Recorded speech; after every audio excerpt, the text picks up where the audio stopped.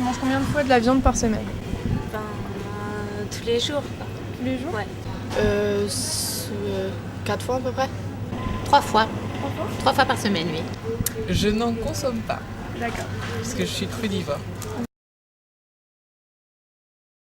Bonjour, je suis Cyril Ernst et je suis militant dans l'association Animalsace. Nos choix de consommation, c'est-à-dire les caddies qu'on voit là, ont vraiment un impact sur la vie des animaux. Prise une. En France, l'élevage intensif est l'élevage qui prédomine. On a 80% tous animaux confondus d'élevage intensif. Alors le problème dans ce type d'élevage, c'est qu'il n'y a absolument aucune possibilité pour l'animal d'exprimer ses comportements biologiques naturels. En général, il n'y a pas de vie sociale, il n'y a pas de possibilité de courir, il n'y a pas de possibilité souvent de voir la lumière du jour. Donc il y a une vraie souffrance, une frustration qui est en continu. Et donc l'élevage intensif, ça me paraît être la pire forme d'exploitation des animaux. Alors c'est pas un problème qui est mineur, parce qu'en France on tue quand même 3 millions d'animaux par jour. Ça fait 1 milliard 100 millions, je crois, par an. Donc c'est un problème qui a une échelle qui nous dépasse un petit peu, je crois. On a vraiment des millions d'animaux qui sont enfermés dans les élevages et on n'a absolument aucune prise en compte de leur sensibilité et de leur être.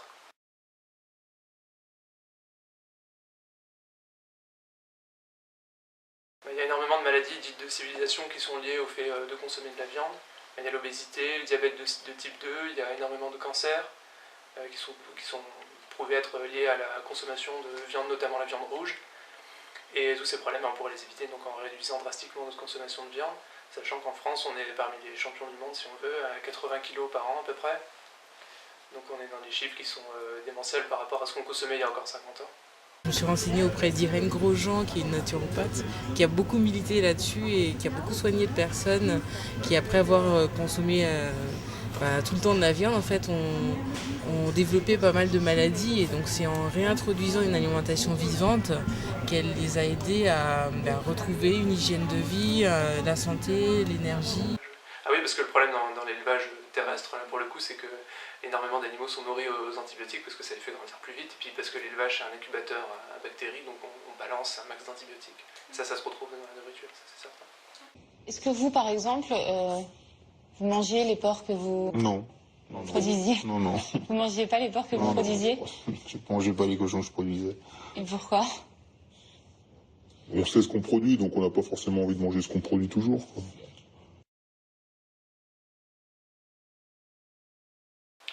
Sachant qu'en France, on reconnaît que les animaux sont des êtres sensibles dans la loi depuis 1976, donc ça c'est l'article 214, qui dit que tous les animaux sont des êtres sensibles et doivent être placés par leurs propriétaires dans des conditions qui correspondent aux impératifs biologiques de leur espèce. Et ça, c'est un article qui est écrit noir sur blanc, mais qui n'est absolument pas respecté, qui est violé des millions et des millions de fois, autant de fois qu'il y a d'animaux dans les élevages.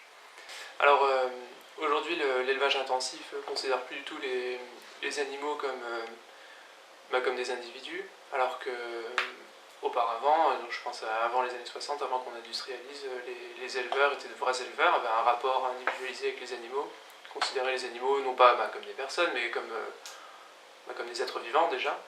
Donc aujourd'hui, les éleveurs arrivent en techniciens dans leurs élevages gigantesques, ils ont des données en tête, ils ont des choses qui rentrent dans l'élevage, des choses qui doivent en sortir, donc la nourriture, combien il sort de viande, combien il sort de lait, etc. Et ils ont une vision très technique, très désincarnée, assez inhumaine en fait de ce qui se passe, et ils sont eux-mêmes dépossédés de leur travail, parce que ça n'a plus de sens. Enfin, ils sont gestionnaires, comme ils seraient gestionnaires de n'importe quelle entreprise, n'importe quel processus de production. Et dedans, l'animal n'a absolument pas sa place. Donc ça, c'est aussi la crise du sens de l'élevage intensif. C'est que c'est plus un élevage, c'est une usine à viande, une usine à lait, ça dépend ce que ça produit. Non, pour moi, non. On produit de la viande, quoi. On produit, voilà. Oui. Est-ce que quand vous achetez de la viande, vous pensez à l'animal qui se trouve derrière ou... Pas trop, franchement, pas trop. Sauf le lapin, parce que mes enfants, quand mes enfants ont pris conscience que c'était le lapin, ils ne voulaient plus en manger. Si, c'est vrai que autrement, pas trop, quoi. Oui. Une viande, quoi. Vu que je connais pas l'animal, ça va, je trouve. Ok. Et est-ce que quand vous mangez de la viande ou que vous en achetez, est-ce que vous pensez à l'animal qu'il y a derrière ou est-ce que pour vous c'est juste une tranche de jambon, un steak? Non, on pense quand même à l'animal qui est derrière. Par exemple, le boudin, moi je peux pas. Ah ouais, J'aime moi non pas plus. du tout. J'aime pas du tout parce que quand on sait que c'est des boyaux d'animaux, ça donne pas envie. Ouais, puis moi, vachement, je sais pas, c'est normal. D'accord. Est-ce que là, actuellement, ça combien? Alors ça dépend des animaux et les règles sont assez complexes, mais elles ne protègent pas du tout les animaux dans les transports qui souffrent de faim, de soif, de stress bien sûr, et le fait d'être compacté, de subir les intempéries, donc le chaud, le froid. Et il n'y a pas vraiment de normes, pas vraiment de contrôle non plus. Donc là, il y a une vraie opacité aussi.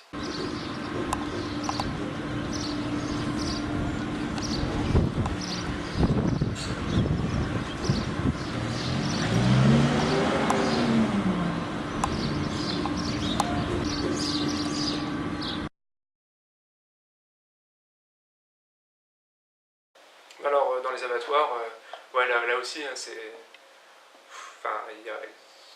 les normes ne sont pas appliquées.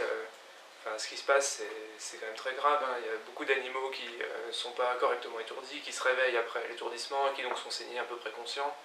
Il y a bien sûr toutes ces maltraitances qui sont pas forcément intentionnelles, mais qui sont structurelles. Le fait que les animaux attendent, qui voient les autres mourir, qui sont déjà transportés dans des conditions terribles, qui sont entassés, qui sont stressés. Enfin, il n'y a pas d'abattage propre, hein, ça, il faut pas se leurrer, il n'y a aucun abattage qui sera tranquille, sans douleur, etc. Mais il y a des abattages encore plus terribles, et ça, on y est, hein, enfin, on est dans vraiment un abattage de masse qui ne se soucie pas du tout du bien-être animal. À cela se rajoute le problème, si on peut dire, de l'abattage rituel, qui est une dérogation à l'abattage normal, c'est-à-dire qu'on n'a plus besoin d'étourdir les animaux, on peut directement les égorger dans le cas d'abattage religieux. Et ça donne un surcroît de douleur aux animaux. Une plainte a été déposée contre l'abattoir Charal de Metz. Plainte pour cruauté envers les animaux. C'est l'association L214 qui l'a déposée. L'un de ses militants s'est infiltré dans l'établissement pour y tourner des images en caméra cachée. Selon cette association qui milite pour l'abolition de la production de viande, cet abattoir ne respecte pas la réglementation en vigueur. Attention, certaines images de ce reportage peuvent heurter les sensibilités. Marie Pouchin et Alain Blanquet. Voilà la vidéo clandestine tournée à l'intérieur de l'abattoir Charal à Metz. Des images difficilement soutenables, c'est incontestable. Et pour l'association L214, elles sont aussi la preuve que le numéro 1 français de la viande bafoue les lois sur la protection des animaux.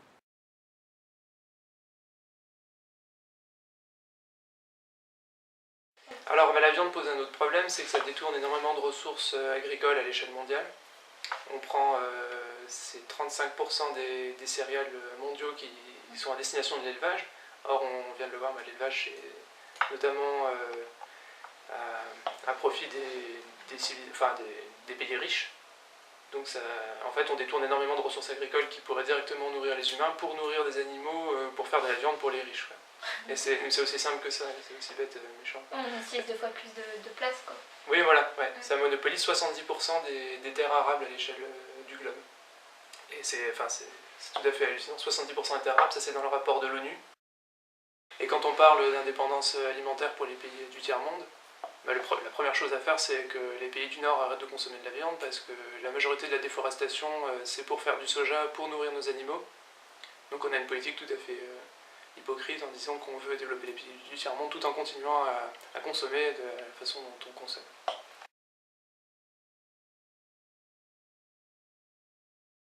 Et puis il y a aussi l'aquaculture dont on parle jamais, parce qu'il n'y a pas que les animaux terrestres. Donc là en aquaculture c'est simple, il n'y a aucune règle, enfin en tout cas aucune règle de bien-être animal, parce que l'INRA en France, qui est l'Institut national de recherche agronomique, considère que les poissons ne souffrent pas. C'est même pas un sujet, enfin, c'est une chose, totalement une chose. Donc comme les poissons ne souffrent pas, on peut les manipuler, on peut en faire comme on veut, on peut faire des concentrations comme on veut, et voilà, il n'y a pas de souci.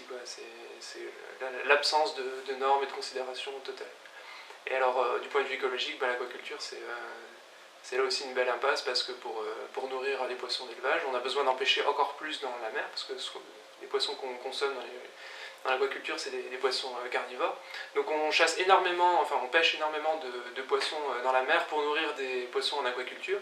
Donc non seulement ça ne protège pas les mers, mais ça consomme encore plus de poissons que si on mangeait directement les poissons dans la mer. C'est un système complètement absurde, des ratios de 13 poissons pêchés pour nourrir un poisson d'agriculture pour l'être humain. Donc là aussi, gros problème écologique, plus les pollutions, le fait que ça répand des maladies. Enfin, c'est un élevage un type d'élevage qui est dans une impasse, quoi.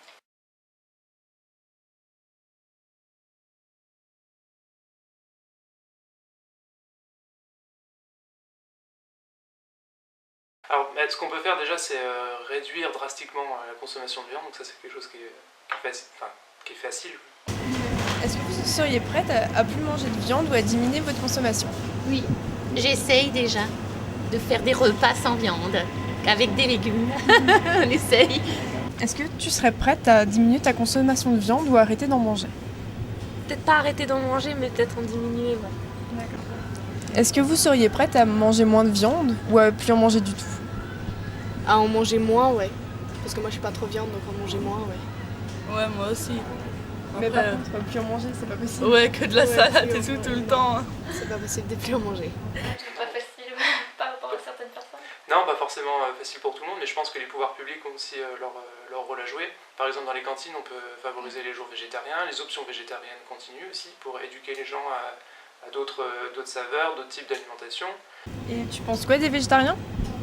Ben, c'est leur choix, après, voilà quoi. Et qu'est-ce que vous pensez des végétariens? Ben, c'est un peu bizarre. C'est bizarre, tu trouves? Oui, c'est bizarre. Parce que ils mangent que de la salade. Mais moi, du tofu. On peut aussi taxer la viande et au contraire plus favoriser les productions végétales. Alors, je consomme essentiellement des fruits, des légumes, des noix, de la spiruline, enfin tout ce qui est complément naturel. Alors il y a les arguments éthiques qui, à mon avis, font mouche, parce qu'il y a très peu de gens qui oseraient aller déjà voir comment se passent les élevages et les abattages d'animaux. Et puis, je pense qu'il y a de toute façon une éducation du goût et une alimentation qui est complètement à refaire.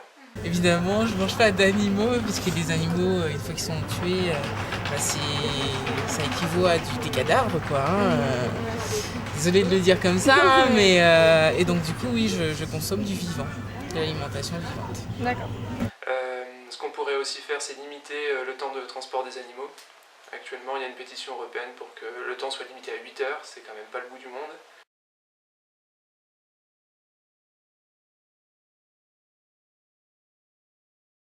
Ouais, donc ce qu'on pourrait faire pour limiter les problèmes de l'élevage intensif, c'est déjà augmenter drastiquement les surfaces par animaux, pour que les animaux aient la place de s'ébattre, de vivre tout simplement. Interdire les mutilations qui sont les plus couramment pratiquées, par exemple les beccages des poules, le meulage des dents chez les porcs, la castration à vif, toutes ces choses qui sont pratiquées de façon routinière, sans anesthésie, sans contrôle.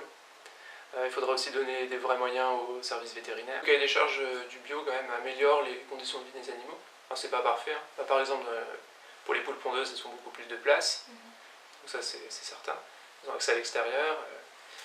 Il y a toujours le problème, si je puis dire, qu'elles sont abattues à 18 mois, donc ça c'est plus qu'un problème. Enfin, ça montre quand même que l'élevage est là pour rentabiliser des êtres vivants. Donc les poules sont abattues à 18 mois alors qu'elles peuvent vivre une douzaine d'années, je crois, parce que au bout de 18 mois la productivité décroît.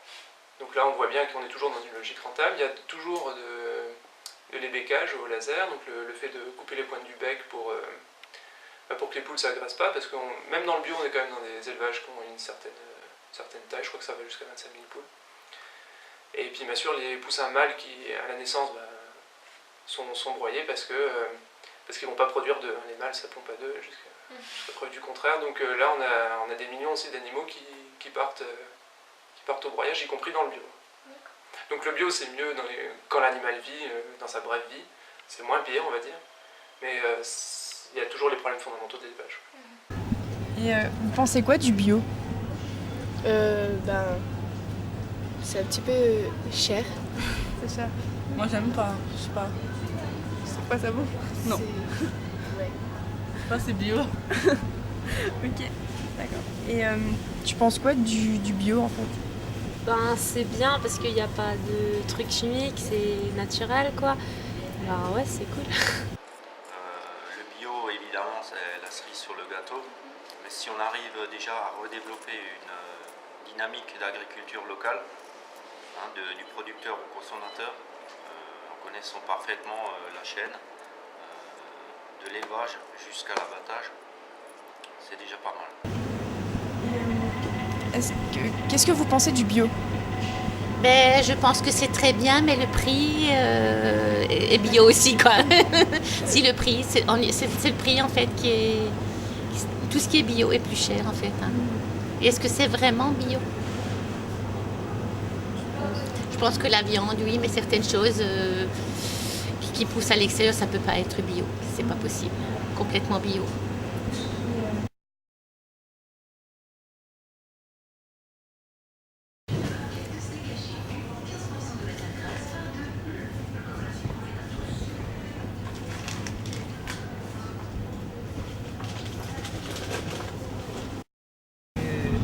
Donc, je privilégie la filière alsacienne parce qu'on a quand même de très bons produits et je regarde toujours, même si je ne rentre pas dans le bio, mais un label rouge ou élevé comme des poulets élevés au sol. Voilà. Alors, je fais quand même un petit peu attention. Et est-ce que vous, quand vous achetez de la viande, vous privilégiez la viande de label rouge ou de la viande bio ou Ben, disons, je privilégie déjà Origine France. Oui, donc pas forcément, mais vraiment Origine France, quoi. Ouais. Après, je dis pas que dans la grande distribution, il y a que des mauvaises choses, il y a aussi des bonnes choses. Mais ça, après, c'est au consommateur d'identifier. Et vous privilégiez la viande de label rouge, la viande bio ou peu importe? Alors on privilégie la viande de qualité, alors on privilégie la qualité à la quantité. Donc généralement on s'approvisionne auprès de producteurs locaux donc, qui fabriquent eux-mêmes leur viande. Et sinon on va dans les supermarchés, mais si on va dans les supermarchés, on va quand même prendre plutôt de la viande avec un label de qualité si c'est possible. Donc un label rouge ou voilà. Donc vous êtes consciente des conditions de vie et d'abattage dans les élevages industriels aussi? Oui. Et entre autres aussi pour ça que voilà, parce que c'est une vraie boucherie quoi. Enfin il y a un non-respect de la vie animale et Dieu seul sait que voilà les animaux sont aussi là pour nous apprendre beaucoup. Si on commence à les respecter. La vie est différente, quoi. On a un rapport à la vie qui est beaucoup plus authentique, beaucoup plus sain. Donc voilà, c'est aussi par rapport à ça, ce sont des valeurs que j'essaye de transmettre en tout cas aux enfants autour de moi aussi. D'accord. Ouais. Oui, alors moi de toute façon en tant que producteur, je consomme principalement la viande déjà issue d'élevage français, mais en plus de ça, je consomme local. Je mets la priorité au local, donc dans des élevages que je connais. Est-ce que vous êtes conscient des conditions de vie et d'abattage des animaux dans les élevages industriels? Est-ce que vous en avez déjà entendu? Tout ce qui est poulet, tout ce qui est... comment dire, il y a des poules qui ne voient pas à l'extérieur, hein, qui sont en batterie, ça c'est vraiment affreux, quoi. Il y a des animaux qui ne courent pas quoi, à l'extérieur. Hein. Oui, ça j'en suis vraiment consciente. Ouais. Et vous trouvez ça choquant? Oui, c'est... On ne peut pas avoir de la bonne qualité. Hein. Mais je sais que ça se fait énormément. Bon, maintenant, je crois qu'il y a de grands efforts qui sont faits là-dessus. Hein. Ouais. Est-ce que tu es consciente des conditions de vie et d'abattage des animaux dans les élevages industriels? Oui, je sais. Ouais, tu sais. Ouais. Tu fais rien pour que ça change? Moi, toute seule, si j'arrêterais, ça servira à rien, quoi. Faut qu'on ait plusieurs. Ouais, mais si on est plein... Oui, si on est plusieurs, pourquoi pas, quoi. Et est-ce que vous êtes consciente des conditions de vie et des conditions d'abattage des animaux dans les élevages industriels? Ouais, des fois, en fait, on sait qu'il y a des poules, par exemple, ils vivent dans des cages électriques, non, un truc comme ça. Enfin, ils sont enfermés tout le temps et après, il y a des fois des animaux, ils meurent assez tôt à cause de ça et tout, donc ouais. Des fois, ça fait quand même un peu mal. Et vous trouvez ça choquant ou ça vous passe par-dessus la tête? C'est quand même un petit peu... Enfin, pas vraiment choquant, mais c'est un petit peu cruel. Enfin, pas vraiment cruel, mais... Voilà. Après, on les mange, je sais pas. Mais bon, c'est ça qui nous aide à se nourrir. Donc,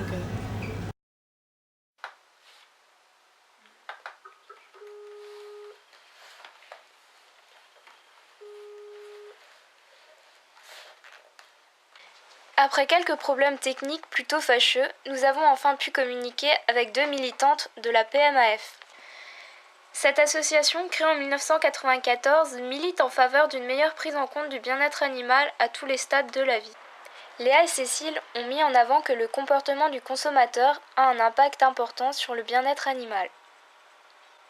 Aujourd'hui, le problème est que les citoyens ne sont pas assez informés et qu'ils ne font pas le lien entre ce qu'il y a dans leur assiette et l'élevage industriel.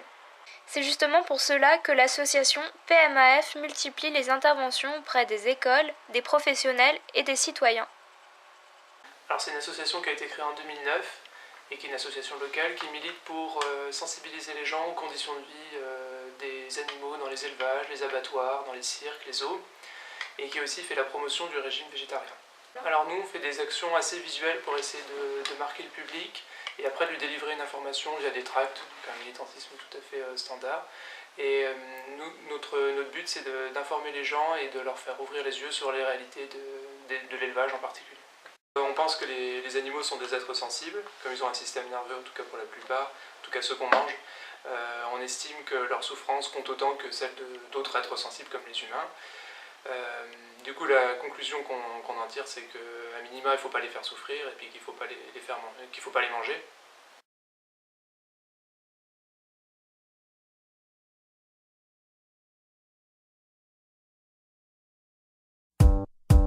Tout le monde bouge son boule. Ouais, toi aussi là-bas derrière, là, ouais. Yeah. Vas-y, comment. Tout le monde bouge son boule. Me.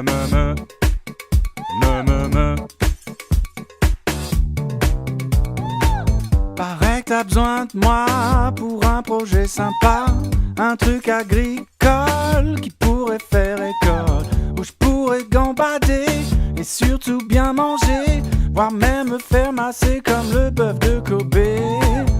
Quoi, qu'est-ce que j'entends? Tu veux que je vive en usine? Mais moi je suis une vache, moi je suis pas une machine. On sera combien? 50? Non, me dis pas qu'on sera 130. Non. On sera combien? 1000? Mais c'est quoi ce bordel? C'est juste industriel.